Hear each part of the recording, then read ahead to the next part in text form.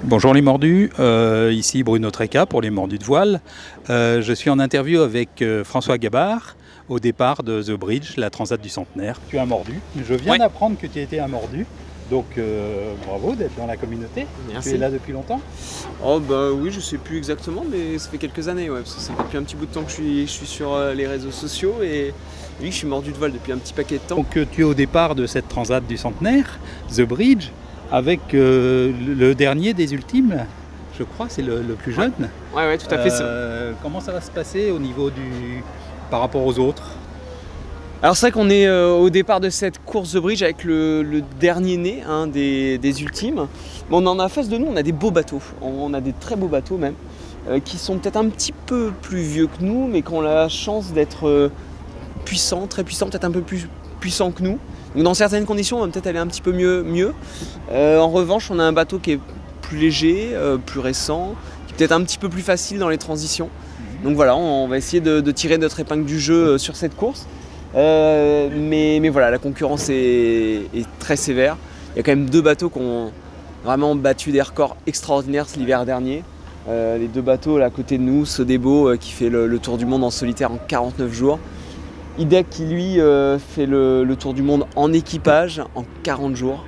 C'est des temps qui sont juste extraordinaires et voilà, qui sont peut-être un peu plus habitués que nous à naviguer en équipage. Donc il va falloir qu'on s'adapte vite pour essayer de tirer notre épingle du jeu. Donc toi, je crois que ton bateau, il est plus conçu pour le solitaire, comme Sodebo d'ailleurs, alors que les autres sont plus conçus pour l'équipage, non? Ouais, alors je pense qu'on est, avec Actual aussi, peut-être on est le seul bateau qui a été conçu uniquement, exclusivement pour faire du solitaire, à la base, en tout cas dans le cahier des charges initial. Il y a des bateaux qui ont des histoires assez sympas et différentes.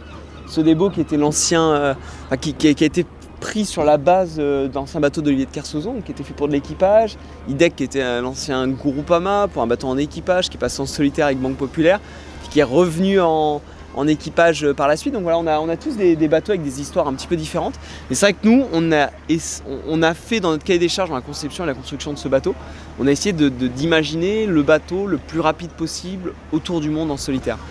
Ce qui du coup fait qu'on a une zone de vie, une zone de travail dans le cockpit qui est optimisée pour le solitaire, qui n'est pas forcément adaptée à l'équipage, mais voilà, ça fonctionne quand même, peut-être pas d'une manière optimale, mais ça fonctionne plutôt bien.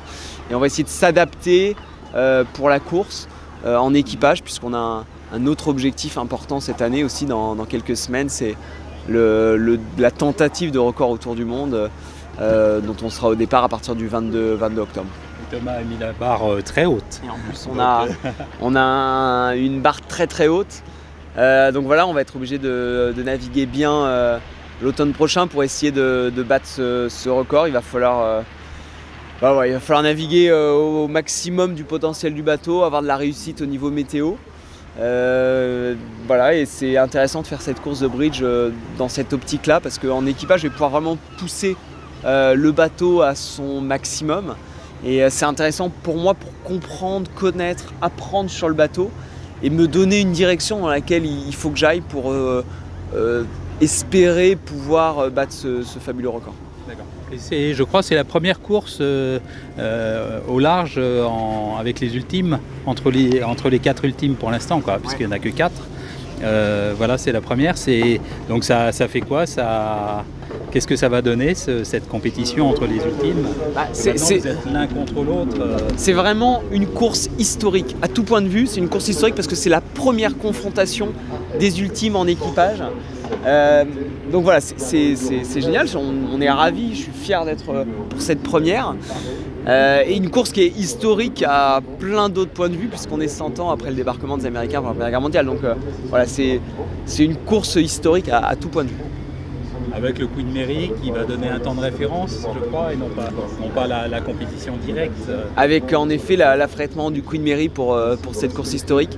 C'est un très beau symbole. C'est vrai que la course, elle est entre nous, il faut bien comprendre. Le Queen Mary, c'est plus un symbole, c'est plus un très beau symbole parce que c'est un bateau prestigieux, un bateau qui est très important dans le pays de Saint-Nazaire.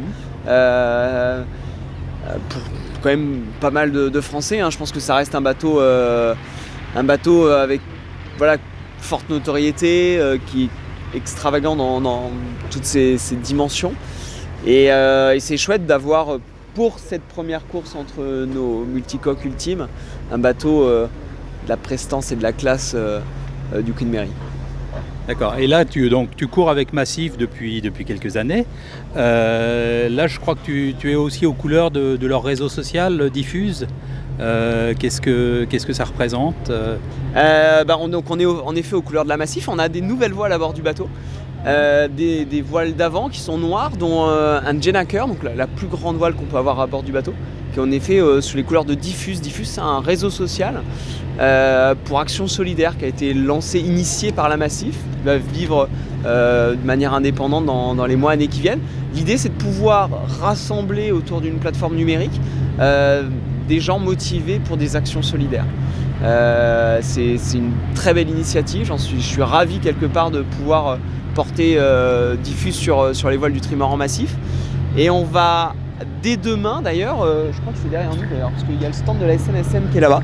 Donc dès demain, je vais aller ramer pour la SNSM. Donc voilà, par exemple, il y a une initiative qui a été lancée pour ramer pour la SNSM et qui permet de ramener des fonds. Je rappelle que la SNSM, pour ceux qui ne savent pas, c'est une association de bénévoles qui ont besoin de moyens, donc qui vit grâce aux donations des marins, des plaisanciers. Donc il faut donner à la SNSM pour qu'elle continue à nous aider quand on en a besoin.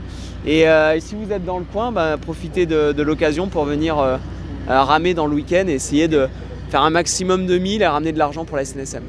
D'accord. Je viendrai, oui, bien sûr. Comment tu as composé ton équipage pour cette course? Quels sont les postes un petit peu de chaque équipier?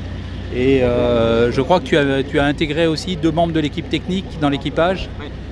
Alors du coup, pour constituer un équipage sur une course comme The Bridge, il faut arriver à trouver des gens qui sont capables de bien fonctionner ensemble. C'est pour moi presque l'élément numéro 1.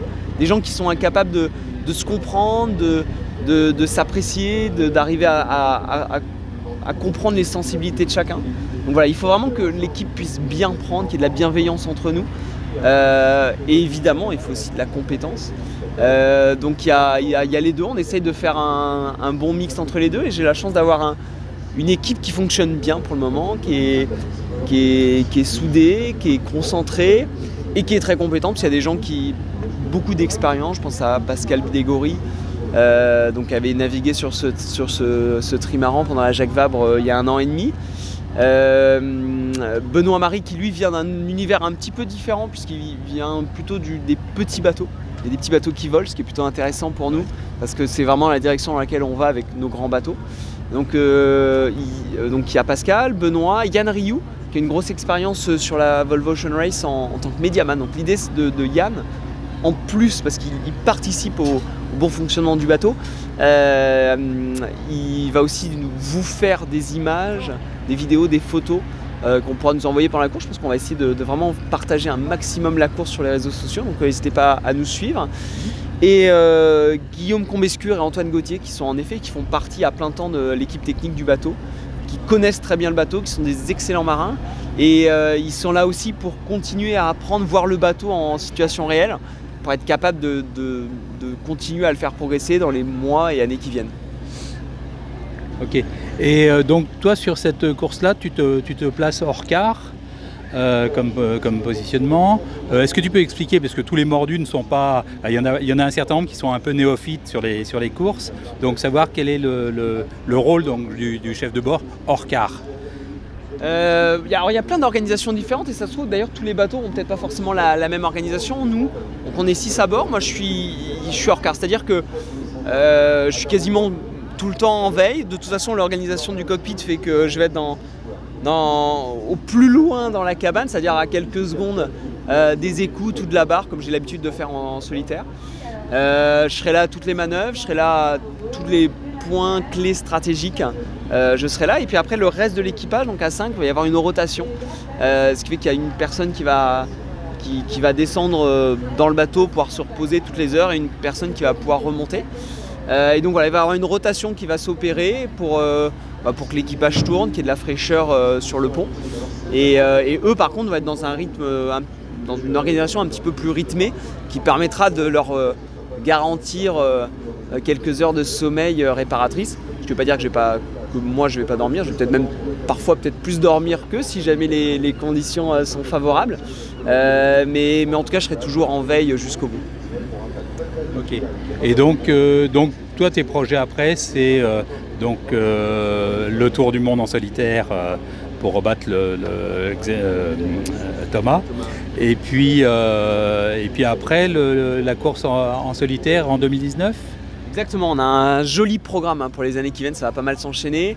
Comme on en parlait tout à l'heure, le tour du monde en record, en solitaire à l'automne. Début du stand-by le 22 octobre, donc c'est départ de Ouessant, on fait le tour du monde, on revient, je vais essayer de faire ça le plus vite possible. Ça va être difficile, mais on va tout faire pour tenter de battre ce fabuleux record. Ensuite, dès l'année 2018, l'an prochain, on va avoir la Route du Rhum, une course qui est quand même extraordinaire, prestigieuse et importante dans notre programme. On va avoir des nouveaux ultimes qui vont arriver en plus, donc on va avoir une flotte assez magnifique. Je pense en particulier à Banque Populaire et Gitana, qui sont des bateaux qui sont en construction, qui vont être mis à l'eau dans quelques jours. Et enfin, et pas des moindres, last but not least, comme on dirait les Anglais, ce tour du monde dont on rêve tous depuis longtemps, armateurs, skippers, journalistes, publics, c'est-à-dire un tour du monde sans escale, en solitaire, en course, avec ces beaux bateaux. Voilà, on travaille sur cette course depuis longtemps, on a des certitudes, elle va bien avoir lieu, on en est ravis, et donc elle partira de Brest à la fin de l'année 2019. Très bien. Merci. Merci François. Donc on va te souhaiter bon vent pour déjà The Bridge et pour toute la suite de tes projets. Merci beaucoup. À bientôt. Ciao, ciao.